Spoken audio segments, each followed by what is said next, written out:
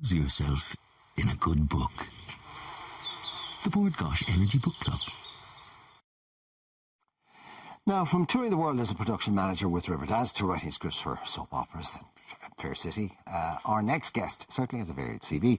Her first novel was the biggest selling debut novel of 2014 and won her the Irish Book Awards Crime Novel of the Year 2014.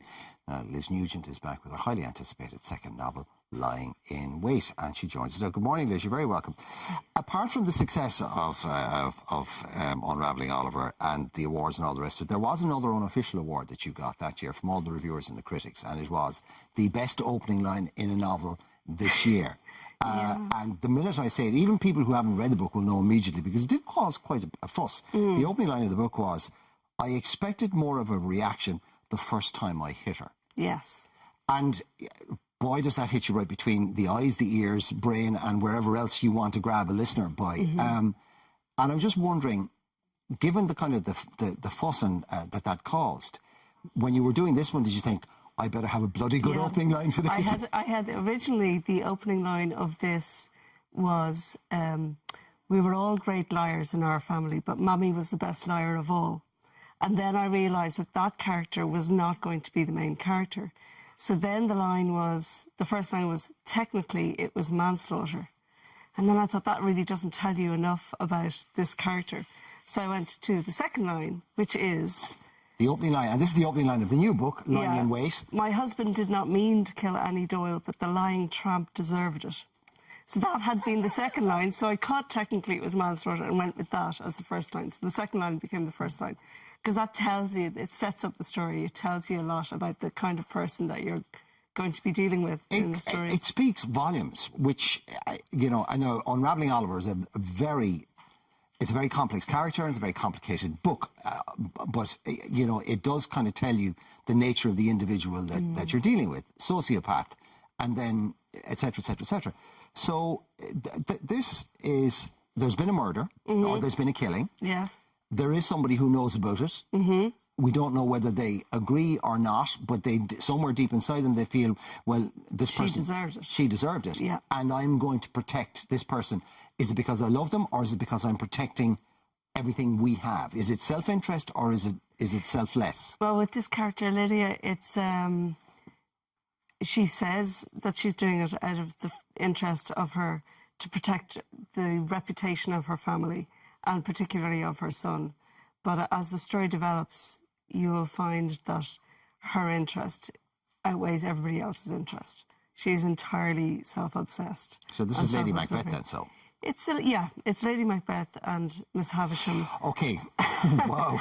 And Mrs. Danvers. Give us give us a synopsis, a thumbnail. Oh my gosh. That's pretty difficult. Well, there are interesting parallels with Unravelling Oliver, in the sense of that this is a couple, a scenario that is gilded, it's golden, appears to have everything going for them. It's South County Dublin psychopaths, psychopath who has a very strong mother complex. She is determined to be a mother, and she is determined not to let her son grow up. So her son also features very heavily in the book.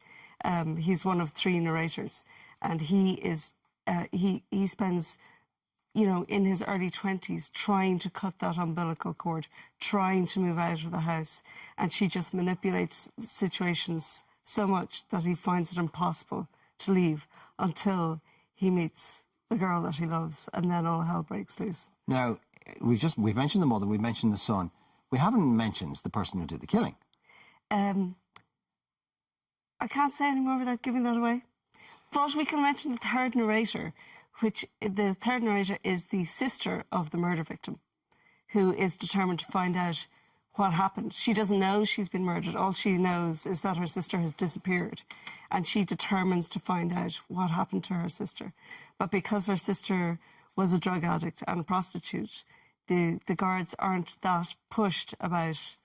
You know, they just think it was a gangland thing, or, you know, so they're not that... The reason I think it's a gangland thing is because the victim was a prostitute. Exactly. Okay, so it was kind of collateral damage in that walk in of that life. world, they would think, So if she was this South County Dublin family's daughter, there would have been a lot more outcry. But because she's pretty much a nobody in social terms, they don't spend a huge amount of time looking for her.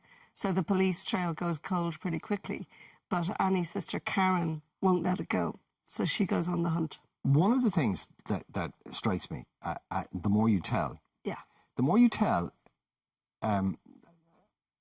the less you reveal in some senses, the more you intrigue. And I'm just wondering, is that years and years and years and years of writing for television and understanding that a trailer or a little glimpse of the next episode or the next scene is almost vital to keep people hooked? I know it's one of the mechanics and tools of thriller writing, but did working in television hold that for you? It's also one of the tools of writing for soap, because on a soap opera, at the end of every episode, what you want is for the viewer to come back the next day.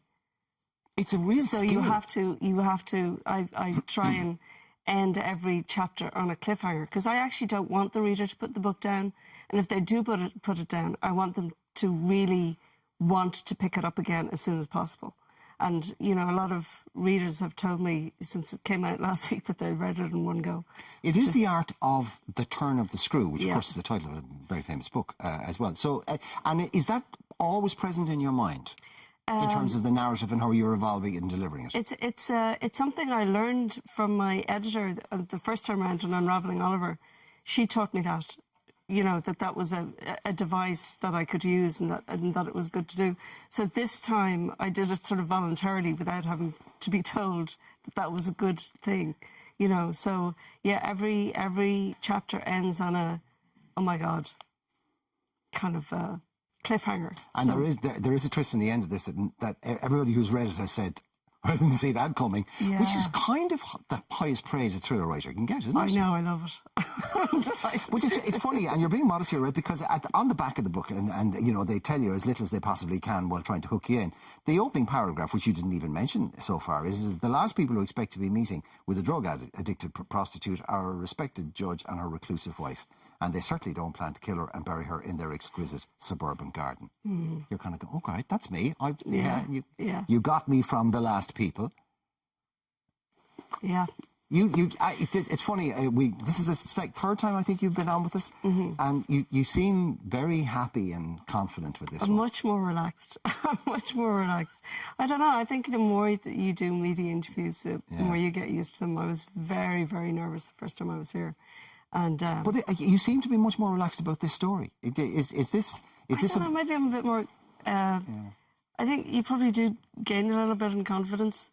And the first time I came, nobody knew who I was. Nobody had heard of me or my book.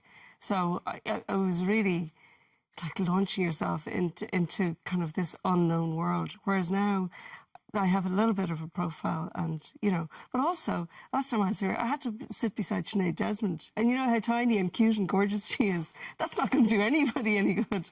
Now she's over there, it's much better. That's grand. So this time you got the BFG. Sorry, OFG. No. Well, you look tiny and cute and gorgeous. Everybody looks tiny and cute and gorgeous beside me. I'll tell you what you have the look of. You have the look of somebody who has written a hit and knows it. And good for you. Oh, thanks. Lying in wait, a stunningly talented writer. According to Sophie Hannah. And I mean, you've got people here like Sebastian Barry, etc., raving about the book. And they don't do that lightly. Long may you continue. Thank you so Not much. At all. Thanks, and we'll see you for the next one. Great. Okay? Right. Would you like to be in with the chance of winning a book club goodie bag and a Versus tablet? Well, all you have to do is work out what famous author we're describing. Today's clue is, this author once said, "There are no makeovers in my books. The ugly duckling does not become a beautiful swan. She becomes a confident duck, able to take charge of her own life and problems." Who said that? If you know, enter. You send your answers to irelandmtv3.ie. Post them to Board Gosh Energy Book Club, TV3 Westgate Business Park, Ballymount, Dublin 24. Lose yourself in a good book. The Board Gosh Energy Book Club.